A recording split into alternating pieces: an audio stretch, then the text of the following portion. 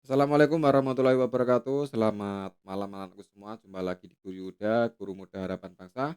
Pada kesempatan hari ini, Pak Yuda akan menjelaskan rangkuman materi bab kelima yang berkenaan dengan menukar dan bertukar ya. Menukar dan bertukar ini hubungannya 45. Pada kesempatan hari ini kita akan mulai yang ada hubungannya dengan membaca. Kemarin anak-anakku sudah pernah ya membaca di dalam bacaan itu nanti ada yang hubungannya ditukar, jual beli.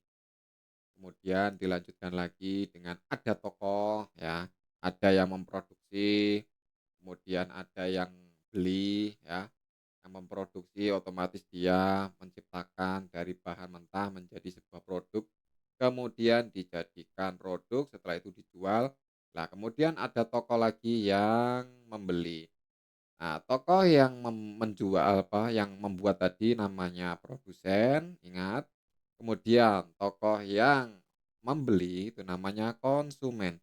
Ingat-ingat ya, kalau yang produsen itu menciptakan barangnya untuk dijual, sedangkan yang konsumen itu untuk dibeli ya, dia sedang beli.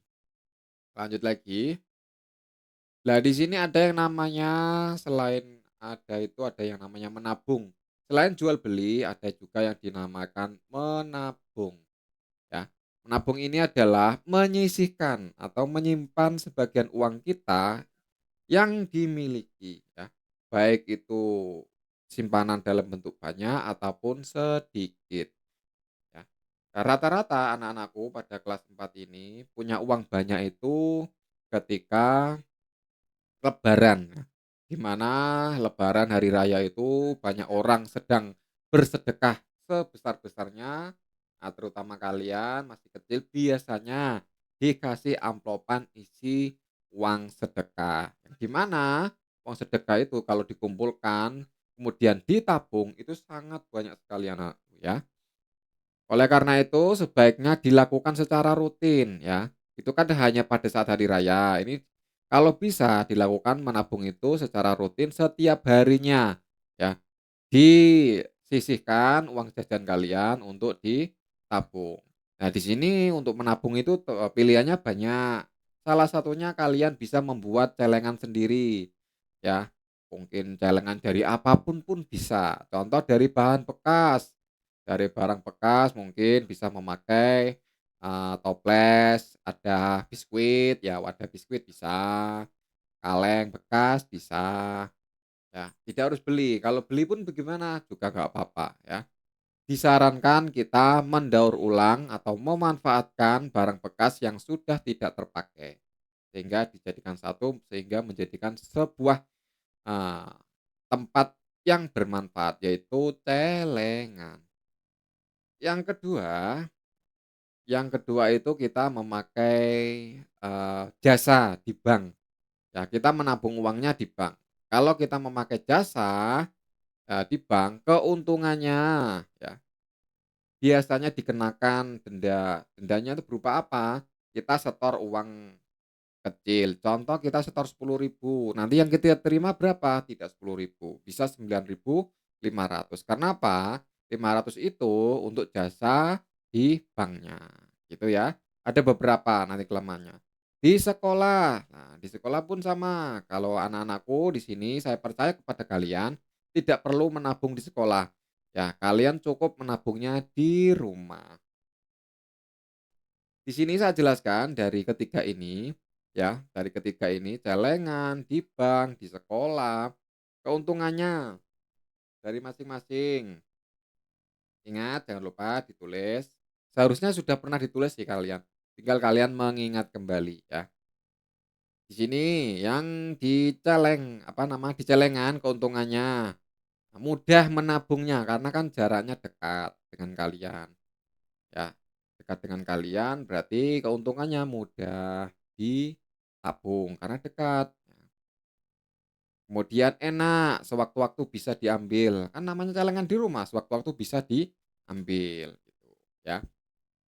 Kelemahannya, kekurangannya ini adalah mudah atau riskan uangnya itu terambil ya. Karena tadi mudah diambil ya, nah membuat kelemahannya adalah tabungan kalian tidak segera penuh. Nah itu kelemahannya, karena apa? Diambili sedikit demi sedikit itu tadi, ya. Karena diambili sedikit demi sedikit, kelemahannya itu tabungannya tidak mudah penuh. Lanjut lagi ke bank. Bank itu keuntungannya ya, keuntungannya itu uang kita cepat terkumpul banyak, ya. Karena apa? Otomatis di kelemahannya itu tempatnya jauh, kita males untuk mengambil uang, sehingga uang itu mudah terkumpul banyak, itu ya. Nah, kelemahannya biasanya bank itu selain, tadi itu juga tempatnya jauh. Biasanya kan kalau di bank itu jauh dari tempat kalian. Kemudian ada jasa yang harus diberikan kepada bank, sehingga kalau kita setornya 10.000 kita terimanya di tulisan itu. Misal ada 9.500 berkurang 500 kenapa? Karena itu jasa untuk banknya. Beda dengan celengan, tidak ada jasanya ya, tidak ada jasanya. Kemudian di sekolahan ya, kalau di sekolahan ini keuntungannya kalian juga mudah menabungnya, mudah diambil juga ya. Kelemahannya itu adalah kebanyakan rata-rata anak-anakku semua itu adalah kurang yakin atau kurang nyaman ya dengan pihak sekolah yang gimana takutnya disalahgunakan gitu. Karena apa? Ini sekolahan, orang manusia juga salah gunakan. Kelemahannya juga, mmm, apa namanya itu, malu untuk meminta tabungannya. Biasanya kalau anak-anakku sama gurunya ya, itu mau minta uangnya itu malu-malu. Karena apa? Takut, ada rasa takut juga. Tapi tenang saja, kalau di sekolahan sama Pak Guru, saya anjurkan kepada kalian untuk memilih pilihan yang pertama, yaitu di celengan tabungan kalian di rumah sendiri. Kalau di sekolahan saya tidak, apa itu namanya, mengkoordinir kalian untuk menabung di sekolahan ya. Kalian tak suruh secara sadar membuat tabungan sendiri di rumah dengan menyisihkan uang jajan kalian. Semoga di kelak nanti uang jajan kalian yang tersisih ditabung itu banyak ya, amin.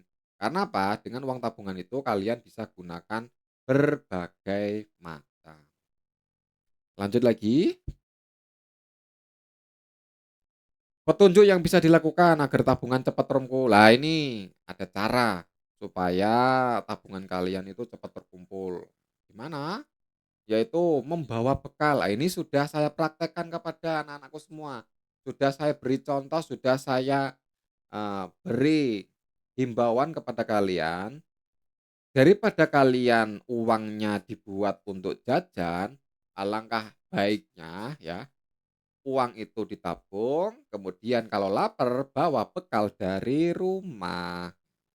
Bawa bekal dari rumah sehingga apa? Tidak perlu jajan. Nah, otomatis tabungan kalian lebih banyak. Nah, itu maksudnya. Tabungan kalian lebih banyak. Kalau tabungan lebih banyak, enak ya. Kalian itu di keadaan di sekolah itu dalam perutnya terisi ya. Karena apa? Pak Yuda yakin kalian itu di sekolah ya, jajan itu tidak akan bisa membuat kenyang. Saya yakin itu ya, Pak Guru yakin. Tidak akan membuat buat kalian jajan berapapun, misal 10.000 ya kayak Fatin uang jajannya 10.000 saya yakin tidak kenyang. Tetapi kalau bawa bekal dari rumah, entah itu nasi sama mie sama tempe, saya yakin kenyang karena apa? Ada nasinya. Ya, sudah banyak bekal saya yakin kalian bawa bekal itu banyak. Sehingga apa? Uang jajannya, nah, tersimpan banyak. Nah, itu. Itu adalah satu cara supaya kalian itu bisa cepat mengumpulkan tabungan. Yang selanjutnya, menahan diri agar tidak mudah terpancing untuk membeli barang. Lah ini saya beri contoh kepada kalian. Pak Guru sendiri itu jarang bawa dompet. Nah, seperti tadi Pak Guru lupa bawa dompet.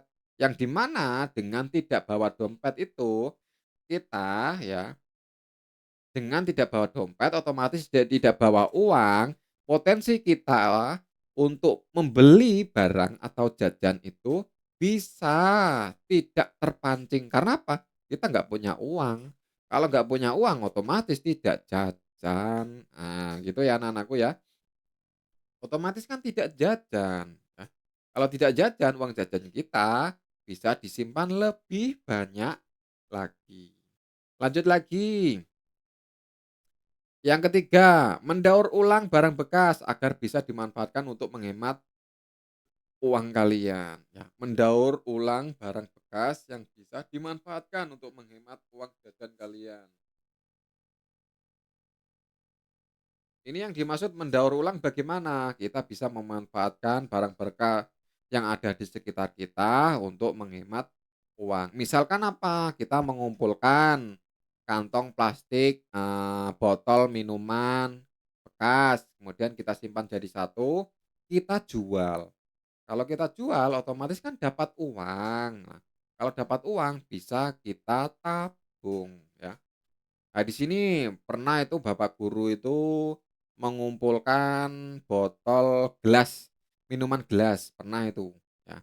Pak guru pernah mengumpulkan botol minuman gelas kemudian dijual. Kalau di sini kan di Pak Minar itu kan ada. Nah, kalian bisa mengumpulkan botol Aqua gelas ya, yang gelas itu dikumpulkan sebanyak mungkin, dijual ke sana. Itu enak, kita bisa dapat uang dan uangnya kita bisa tabung. Itu ya anak-anakku ya. Selanjutnya, menjual hasil karya. Ya, menjual karya, jadi termasuk menjual. Nah, kemarin kalian kewirausahaan pernah mencoba menjual, ya. Nah, itu kan menghasilkan uang dan uang itu bisa disimpan. Nah, itu maksudnya. Daripada kalian membeli, lebih baik kalian menjual, ya. Gitu ya. Contoh, kalian memproduksi apa? Kemarin sudah pernah buat jus, pernah buat apa itu namanya setelah jus pecel. Nah, kedua kalinya aku coba buat pecel dan alhamdulillah semuanya laku keras ya. Hanya saja memang harganya terlalu murah. Setidaknya kalian punya pengalaman dan dapat uang sehingga uang itu bisa digunakan untuk ditabung misalkan untuk untuk keperluan lain gitu. Pak Yuda lanjutkan lagi ya. Manfaat dari menabung ini adalah melatih kesabaran ya anak-anakku ya.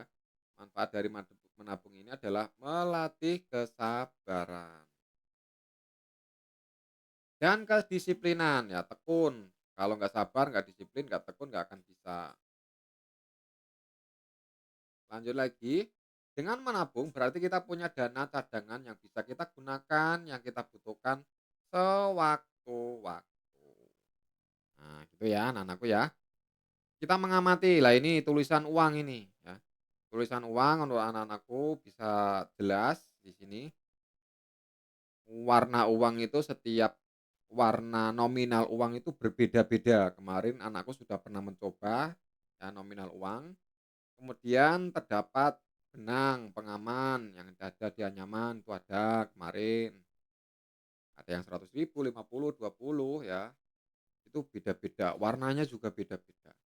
Kemudian jika diraba itu ada bagian tertentu yang kasar, contoh di bagian, burung garuda, bagian nominal uangnya, angka uangnya, itu kalau diraba itu kasar. Kalau di terawang itu ada tanda air berupa gambar pahlawan dan ornamen pecahan tertentu. Nah, itu ada. Nah, negara kita mata uangnya adalah rupiah, lambangnya Rp ya. Jangan lupa lambangnya Rp, mata uangnya rupiah. Nah, ini contoh. Satu, satu, satuan, 10, 10 sampai di sini apa berapa setriliun, 1 triliun. Jadi contoh sampai 1 triliun. Kemarin kalian sudah mencoba ini bisa saya lewati aja ya. Nah, kemudian di sini ada teks prosedur. Adalah tahapan kegiatan untuk menyelesaikan suatu aktivitas. Nah, teks prosedur ini harus berisi tujuan yang ingin dicapai di prosedur, kemudian persyaratan dan perlengkapan yang dibutuhkan, dan langkah-langkah yang dilakukan. Ya, kemudian ciri-ciri teks prosedur ini menggunakan kalimat perintah. ya, kalimat perintah. Pokoknya kalimat perintah itu ciri-cirinya sangat gampang sekali. Di belakang kalimat biasanya ada tanda seru. Wah, ini biasanya kalimat perintah ya. Kemudian menggunakan kata kerja aktif ya. Kemudian lagi berisi langkah-langkah yang urut dan menggunakan kata penghubung yang mengurutkan kegiatan atau langkah. Tuh ya. Nah, itu mungkin anak-anakku untuk ulangan pada besok hari Selasa ya, besok hari Selasa, besok ya, besok bagi anak-anakku nanti yang masih terlewatkan bisa memutar ulang video ini ya. Supaya apa? Supaya tidak tertinggal ataupun kalau kata-kata yang tidak jelas bisa diputar ulang lagi. Terima kasih anak-anakku pada malam hari ini kalian sudah hadir sampai selesai. Sekian dari Pak Yuda, apabila Pak Yuda ada kesalahan, Pak Yuda mohon maaf. Sekian dari saya, sekian, selamat malam. Wassalamualaikum warahmatullahi wabarakatuh. Salam Guru Yuda, Guru Muda Harapan Bangsa.